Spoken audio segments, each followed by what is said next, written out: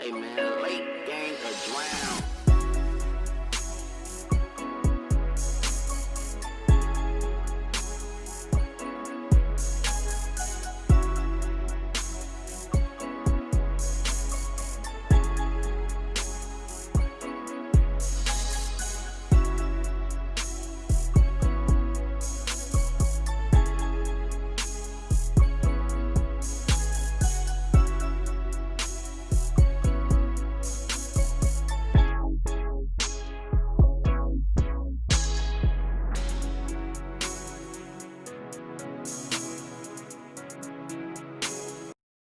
All right, and 3, 2, 1.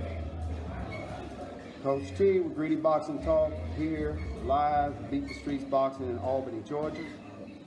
Here with Haven Hitman Brady Jr. Just coming off of his win on ESPN. Knocked out Michael Land.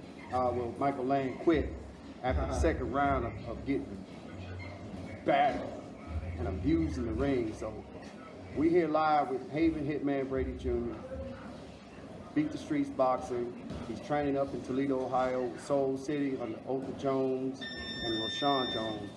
Doing an excellent job with this young brother right here. 18 years old, get ready to turn 19 in 2 weeks, right? 2 weeks. Okay. December 29th. December 29th. Y'all hear that? Okay, December 29th. He's still 18 years old doing his thing. Congratulations once again on the win. Thank you.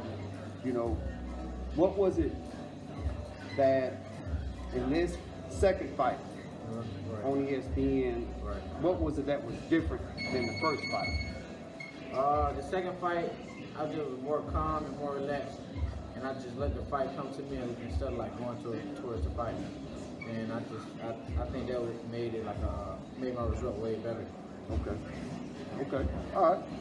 So you got started right here in Albany, Georgia. You get asked this question tons of times on different interviews. You got started here in Albany, Georgia, which kind of makes things a little bit special for the city. Your father did something that a lot of fathers don't do for their sons. Now, we've seen like father-son combination. We see Angel Garcia, Danny Garcia. Okay, we see Papachenko and Lomachenko. We see Roy Jones Jr. and his father, Floyd Mayweather and Floyd Sr. We've seen the father-son combination, and most all the time in boxing is father-son, father being the coach, son being the boxer. But your father is not a boxer. That's something special, you know, for a father to open up a gym for his son and for his community, man. How do you feel about that, man? That's just a blessing that my father took into consideration and just made it his priority just to make me the best and give me all the tools and everything I needed to make me the best. And he wasn't no big head saying, you know, most fathers don't want nobody else coaching their son or doing this. They want all the glory himself. And he was just humble about it, and he knew what he needed to bring to the table and what I needed and what else I needed to be great. And he just, you know, he did that for me. That's beautiful, man. That's beautiful. Yeah. So when you step in the ring, now I know this would normally be a question for your father, but I can imagine what goes on through a father's mind. You know, I didn't, you know, get to have my father with me when I was in amateur boxing, so I wouldn't know how to actually gauge this question. But you know, has he ever, you know, mentioned any type of concern for your health whenever you take a shot or anything like that? No, he always tell me he'd be nervous, like when I get in there, just like him get in there. He always tell me he's nervous, but it never been a concern. Safety is always first, and I know he be worried about my safety, but I just know he just knows that I train and just my will is going there. You know, I'm gonna be safe in everything we do. So I don't think so. Yeah. Okay. Yeah. I mean, I kind of think about it sometimes and how, you know, if I was a father watching my son in the ring and catch a hard one, you know, what could be going on in his mind.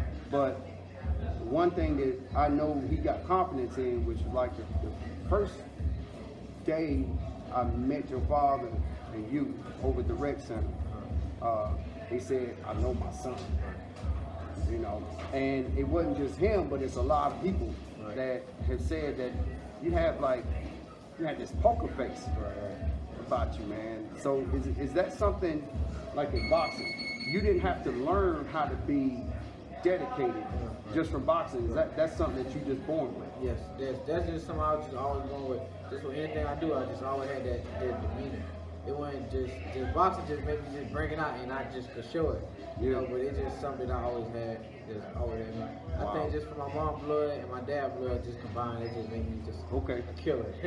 Okay. So keep on. Right. Yeah, he got it in him too. He just it's all about how you bringing it out. Yeah.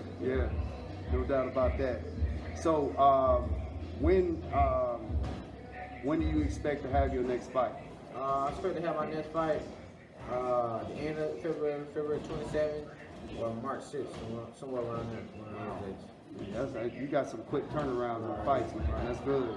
So for y'all that don't know, Haven Hitman Brady Jr. is Haven Hitman Brady Jr. is signed with Top Rank Boxing.